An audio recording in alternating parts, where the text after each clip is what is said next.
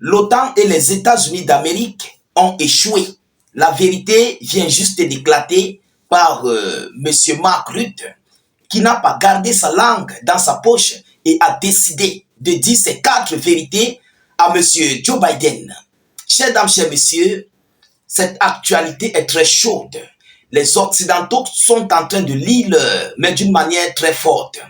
Alors, l'Ukraine n'est pas en position de force pour une éventuelle négociation de paix. C'est lui qui l'a déclaré, M. Mark Rutte. L'Ukraine n'est pas en position de force pour une éventuelle de paix pour les négociations face à la Fédération de Russie. En d'autres termes, qu'est-ce que cela veut dire? Alors, il a fait cette déclaration pour dire à M. Joe Biden qu'après les élections, vous avez dit que vous allez mettre l'Ukraine sur une position de force pour aller sur la table de négociation contre la Fédération de Russie. Mais aujourd'hui, nous pouvons vous assurer, nous pouvons vous prouver le contraire de ce que vous avez dit par rapport à ce conflit russo-ukrainien. Alors, l'Ukraine, face à la Fédération de Russie, plus forte que nous, que elle, l'Ukraine, alors, ça, c'est l'échec total. Mesdames et messieurs, les Otaniens sont inquiets. Pourquoi? Parce que l'Ukraine est utilisée par l'Europe, par l'OTAN. Et si l'Ukraine va sur une table de négociation en position de force, évidemment, automatiquement, l'Ukraine va perdre, l'Ukraine va tomber. Et l'Ukraine qui est utilisée par les Occidentaux et Européens, otaniens, eux aussi vont tous perdre. Pourquoi? Lorsqu'un bateau coule, ça coule avec tous ceux qui sont à l'intérieur. Et si l'Ukraine coule, l'Ukraine va couler avec tous ses alliés. Tous vont jouer dans le perdant club. Mesdames et messieurs, c'est M. Mark Rutte qui le dit. L'Ukraine n'est pas en position de force pour une éventuelle négociation de paix face à la Russie. Alors, pourquoi il le dit? Il a encore émis d'autres déclarations chaudes. Vous comprenez?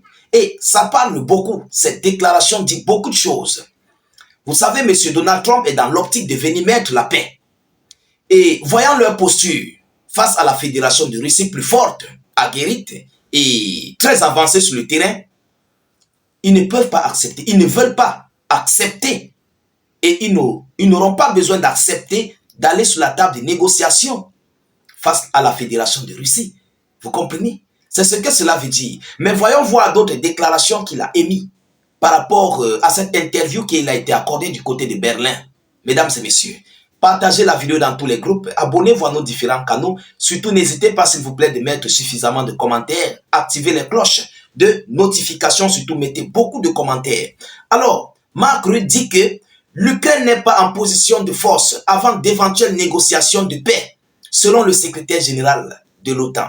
L'Ukraine n'est pas aujourd'hui dans la position de force nécessaire avant l'ouverture d'éventuelles négociations de paix avec la Russie, a averti le secrétaire général de l'OTAN, Mark Rutte. L'Ukraine n'en est pas là parce qu'ils ne peuvent pas en ce moment négocier en position de force, a déclaré le responsable néerlandais lors d'une interview devant le Parlement européen à Bruxelles.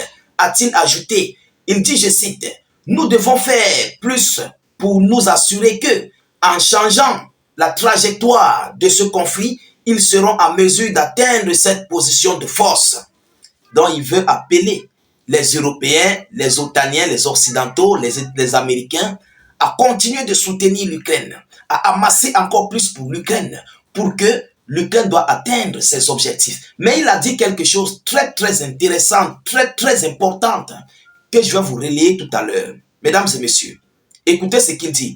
Mark Rutte a également appelé les Européens à dépenser plus pour leurs dépenses, pour leur défense, face à la menace russe, bien au-delà du niveau actuel, y compris en réduisant une petite fraction des dépenses sociales en Europe. Il appelle là les pays européens otaniens à ajouter de l'argent pour leur défense, vous comprenez? Alors, il continue en disant, les 32 pays de l'OTAN se sont engagés en 2014 à consacrer au moins 2% de leur produit intérieur brut à leurs dépenses militaires. Mais seuls 23 pays d'entre eux ont atteint cet objectif en 2024. Le chef de l'OTAN s'est refusé à fixer un nouvel objectif, mais a appelé que le niveau de 2% était loin d'être suffisant. Il dit, je cite, « Nous sommes en sécurité maintenant, mais dans 4 ou 5 ans, a-t-il averti. Donc, si vous ne le faites pas, commencez à apprendre le russe ou partez en Nouvelle-Zélande, a-t-il ironisé devant les 0 députés, devant les députés européens. Mesdames et messieurs, cette déclaration des 32 pays de l'OTAN, dont 23 sont en position déjà de force, ça nous montre là des hautes préparatifs que les OTANiens se préparent en arrière sur leur propre territoire, sur leur propre sol pour un éventuel conflit contre la Russie. Donc, parmi ces 32 pays de l'OTAN, il y a seulement 23 qui sont prêts. Les autres ne sont pas encore prêts pour faire face à la Russie. Même si, parce que leur plan c'est quoi? Passant par l'Ukraine, ils affaiblissent la Russie. Le stock, ils affaiblissent plus le stock d'armement russe. C'est ça en fait leur stratégie.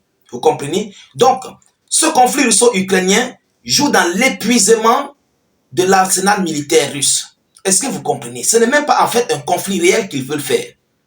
Mais ça leur permet de mieux se préparer, de mieux s'apprêter, de mieux s'armer. C'est pourquoi il a dit, vous comprenez? Il a dit que parmi les 32 pays, il n'y a que 23 qui ont atteint leurs objectifs. Donc, ils avaient des objectifs fixés, des préparatifs de guerre contre la Russie.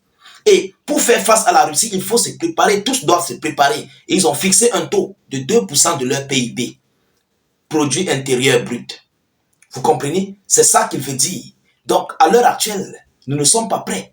Lorsqu'il parle de l'Ukraine qui n'est pas en position de force, ce n'est pas réellement l'Ukraine. Je ne sais pas si on se comprend. Ce n'est pas réellement l'Ukraine, mais ce sont eux, les OTANiens, qui sont en position de faiblesse parce qu'ils ne sont pas encore prêts. Ils n'ont pas finalisé leurs préparatifs de faire face à la fédération, de faire face à leur stock d'armement pour une éventuelle guerre. Mesdames et messieurs, Mark Rutte insiste depuis son arrivée début octobre à la tête de l'OTAN pour donner à l'Ukraine les moyens, notamment militaires, d'être en position de force face à la Russie dans le cas où les négociations de paix devaient s'ouvrir. Vous comprenez? Donald Trump, qui entre à la Maison Blanche le 20 janvier, a promis pendant sa campagne électorale de mettre un terme à ce conflit entre l'Ukraine et la Russie à moins de 24 heures. Il est depuis donné davantage de temps, mais les discussions pourraient néanmoins s'ouvrir rapidement à la faveur notamment d'une rencontre entre Trump et le président russe Vladimir Poutine. Voilà ce qui a été dit. Voilà ce qui se prépare. Voilà ce qui se passe. Alors, mesdames et messieurs, cette déclaration de monsieur Mark Rutte nous montre tout simplement l'éventuel de peur. Ça, c'est la peur. Parce qu'ils ne sont pas encore prêts. C'est comme je vous ai dit. Ils ne sont pas prêts. Ils parlent de l'Ukraine. L'Ukraine doit se préparer à faire quoi? Ce sont eux qui se préparent. Ce n'est pas l'Ukraine. L'Ukraine est un pion. L'Ukraine est utilisée. Vous comprenez? L'Ukraine est utilisée par les Européens, les Occidentaux et Otaniens. Alors, si ce conflit prend fin aujourd'hui, ça va redonner un souffle à la Fédération de Russie qui va mieux se préparer et mieux s'équiper. Nous voyons d'abord, façon elle est en train de tenir tête haute aux Otaniens, à l'Occident, aux États-Unis d'Amérique. Et combien de fois que ce conflit a pris fin, la Russie va se préparer, mais d'ici 4 à 5 ans, elle aura une position majeure, strictement majeure, que aucun pays dans le monde ne pourra s'imposer. Et oui, aucun pays dans le monde ne pourra faire face à la Fédération de Russie. C'est pourquoi ils sont inquiets. Lorsque nous voyons, ils disent que l'Ukraine n'est pas prête pour l'Ukraine n'est pas en position de force, ce n'est pas l'Ukraine. Ce sont les Otaniens qui ne sont pas en position de force. Vous comprenez? Ah oui, c'est ça la vérité. Alors, chers dames, chers messieurs, nous continuons de suivre cette actualité le plus près que possible. Parce que, en ce moment, l'Ukraine ne fait pas partie de l'Union européenne. L'Ukraine ne fait pas partie de l'OTAN. Il faut qu'on soit clair. L'Ukraine ne fait pas partie de l'OTAN. Donc, je ne sais pas pourquoi l'Ukraine n'est pas en position de force pour aller sur la table de négociation. Eux, leur problème là-dedans, c'est quoi? Quel est leur problème dans cette affaire? Un pays qui n'est pas dans vos alliances. Un pays est neutre. Mais pourquoi vous dites que l'Ukraine n'est pas en position de force? Alors, ce sont eux qui ne sont pas en position de force. J'espère que nous sommes clairs. Vous me comprenez maintenant? Vous me comprenez? Et aujourd'hui, grâce à cette situation, si ce conflit prend fin, la Russie deviendra encore plus musclée. Tellement musclée. Oui, parce que Poutine n'aura plus un conflit qui va prendre sa tête ou bien qui va user ses dépenses, qui va user son arsenal militaire. Vous comprenez? Tout serait stocké. Ça va travailler jour et nuit, 24 heures sur 24, mais tout serait stocké pour des éventuels préparatifs au conflit contre l'OTAN. Alors, Yvon Liller, partagez la vidéo dans tous les groupes, continuez de vous abonner au maximum, sécurisez la vidéo avec beaucoup de j'aime, activez les cloches de notification pour ne plus rater nos prochaines vidéoconférences. Je vous reviens tout à l'heure pour une prochaine vidéo d'actualité. Soyez encore salués une fois de plus. Ciao, ciao.